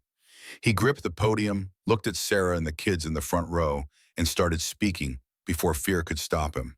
I'm not good at speeches. I'm not comfortable with attention, but I'm here because 7 years ago I lost someone who mattered more than I knew how to say. His voice steadied as he found the rhythm. Ryan Brooks was my wingman for 3 years. He was also my best friend. He made terrible puns that everyone groaned at, but he'd laugh anyway because he genuinely thought they were hilarious. The crowd's soft laughter felt like permission to continue. He kept pictures of Maya and Noah everywhere, showed them to anyone who'd stand still long enough, talked about them constantly. Maya's reading chapter books now, Noah scored in soccer, until we all felt like we knew these kids we'd never met. Ethan's voice caught, but he pushed through. March 15th, 2017, evacuation mission in Iraq. 23 civilians trying to escape a war zone. Surface-to-air missile came at us without warning. Ryan was between that missile and the families below, kids' mothers, fathers, who just wanted to survive. The room had gone completely silent. He could have evaded, should have evaded, banking left deploying countermeasures following every protocol we'd drilled 1,000 times. But that meant the missile tracking to those families. So Ryan made a choice in about 2 seconds, drew the missile away, saved 23 strangers, cost him everything. His voice broke, but he didn't stop.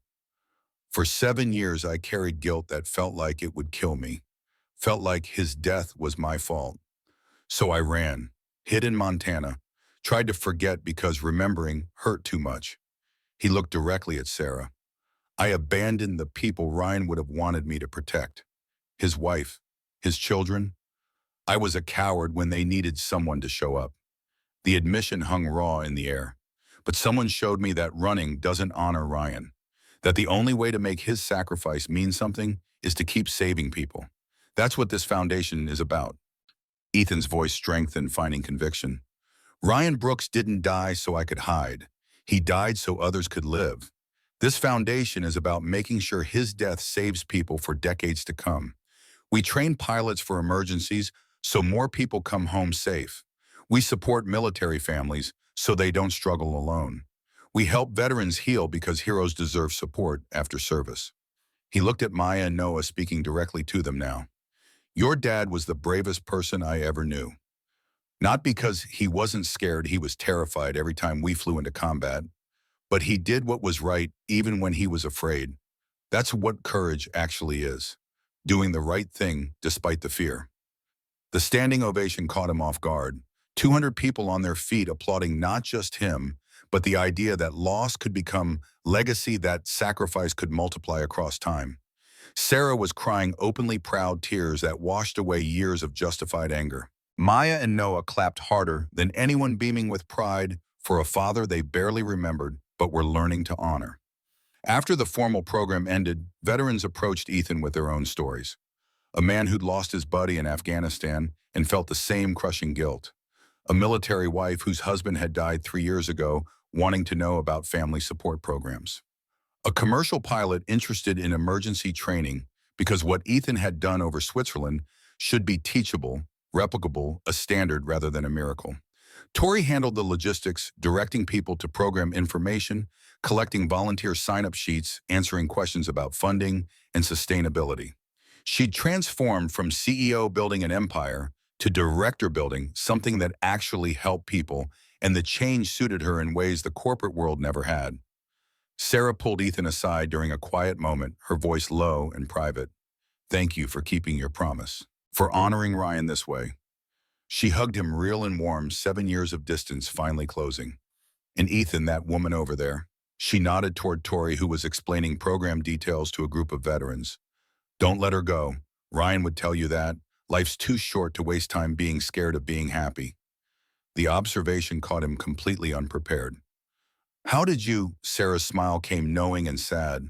The way you look at her, it's how Ryan looked at me. Don't waste years being afraid. You've already lost enough time. 3 months after the launch, on a late evening when the foundation office had emptied and only Tori and Ethan remained surrounded by the productive chaos of building something real, she finally voiced what had been growing between them for months. They'd been working on residential PTSD center plans, sitting close at the conference table they'd installed, when her dining room became inadequate. His hand brushed hers, reaching for the same document, and neither pulled away. The contact lingered, electric and inevitable. Tori's voice came steady despite the way her heart was hammering. Ethan, we should talk about whatever this is between us. He didn't pretend not to understand. This, whatever's happening, it's not just partnership anymore. Hasn't been for a while. His honesty came immediate and vulnerable. No, it's not, but I'm scared. Last time I cared about someone this much, I lost him. What if I lose you too? Tori took his hand properly, fingers interlacing with deliberate intent. What if you don't? What if we get years together? Isn't that worth the risk? His resistance came from genuine fear rather than rejection. I don't know how to do this, how to be open, vulnerable, how to let someone see all the broken pieces. Neither do I. I've avoided relationships for 17 years because they meant risk, and I've built my whole life on controlling risk. But maybe we can figure it out together. The kiss started tentative testing, then deepened with months of restrained want, finally given permission. When they pulled apart, both breathless, Ethan's voice came rough. We should take this slow. Tori's laugh came shaky. Agreed. After everything settles. Then we'll figure out what this is. But they both knew what it was, had known for months, were just finally brave enough to acknowledge it aloud. 2 years after Switzerland, the residential PTSD treatment center opened in Northern California, 50 beds in a facility designed by veterans, for veterans surrounded by redwood forest, that offered the kind of peace urban settings couldn't provide. The grand opening drew 500 people, state officials, military brass, veteran organizations, and the first cohort of 20 residents who'd be starting treatment. Ethan gave tours showing off therapy rooms and group spaces and outdoor recreation areas, explaining with quiet pride how every detail had been chosen to maximize healing rather than institutional efficiency. Tori watched him interact with the veterans, seeing the transformation from the broken man who'd sat in an airport terminal to someone who'd found purpose in helping others navigate similar pain. That evening, after the official program concluded, they walked the grounds together. The sun was setting through the redwoods, painting everything in golden light that felt almost sacred. Ethan stopped suddenly, turning to face her with an expression she couldn't quite read. This is it. This is what Ryan died for. Not just that one mission, but this ongoing work of helping people, making the world better one person at a time. Tori started to respond, but he was already dropping to one knee, pulling out a ring box she hadn't seen him carrying. 2 years ago, I thought my life was over. I was hiding, running, convinced I didn't deserve happiness or connection or anything beyond bare survival. His voice shook, but he continued. Then a plane started falling from the sky, and you crashed into my life and changed everything. You taught me it's okay to feel, okay to care, okay to love. You showed me that broken people can build beautiful things together. He opened the box, revealing a simple ring that caught the fading light. I'm still working through demons, still have nightmares sometimes, but I can offer you every day for the rest of my life. Will you marry me? Tori was crying and laughing simultaneously, overwhelmed by the rightness of this moment. Yes, absolutely yes. I love you, and I want every messy, complicated day we can get. He stood sliding the ring onto her finger, then kissed her with the kind of joy that came from surviving the unsurvivable and finding each other in the wreckage. Behind them, veterans who'd been watching from the building started applauding, celebrating love they'd almost lost the capacity to believe in. 6 months later, they married on a beach in Half Moon Bay with 50 people bearing witness. Sarah walked Ethan down the aisle, a symbolic gesture that Ryan's family was giving this union their blessing. Maya and Noah served as ring bearers, proud and beaming their father's legacy, living in the foundation and in the connection it had created. Tori's vows spoke of finding meaning beyond quarterly earnings, of learning that the things that mattered couldn't be measured in spreadsheets or stock prices. You taught me what success actually is, not money or power, but connection and purpose in love. Thank you for showing me how to live instead of just achieve. Ethan's vows came rougher, harder fought, dragged up from places he'd locked away for years. For 7 years, I thought I was supposed to be alone. That happiness was something I didn't deserve. You showed me that's not honoring Ryan. That's wasting the life he saved. You taught me that surviving isn't the same as living, that love isn't betraying grief, it's transforming it. He looked at Sarah and the kids, then back to Tori. With your blessing, with Ryan's memory, with hope for the future, I choose life. I choose love. I choose you. The reception on the beach celebrated not just their union, but the community they'd built around shared purpose. Veterans toasted their healing. Pilots celebrated the training that would save more lives. Families thanked them for support that made survival possible. Sarah's toast brought the entire gathering to tears. To Ethan and Tori, two people who thought they were too broken to love, who proved that shattered pieces can create something more beautiful than what came before. Ryan would be happy. I know I am. 5 years after Switzerland, the foundation had expanded to 23 states, served over 5,000 military families, trained 1,200 pilots in emergency procedures, and operated a residential center that had treated 500 veterans. The staff numbered 100 full-time employees and 200 volunteers, all united around the principle that Ryan Brooks' sacrifice should continue saving lives long after his death. The anniversary celebration happened in the same Mission District space where they'd launched, now inadequate for the crowd. Ethan and Tori stood at the back watching families interact, pilots compare training, stories, veterans support each other through ongoing healing. They'd adopted 2 children, military orphans aged 8 and 6, who were currently racing around with Maya and Noah, who visited monthly and had become like extended family.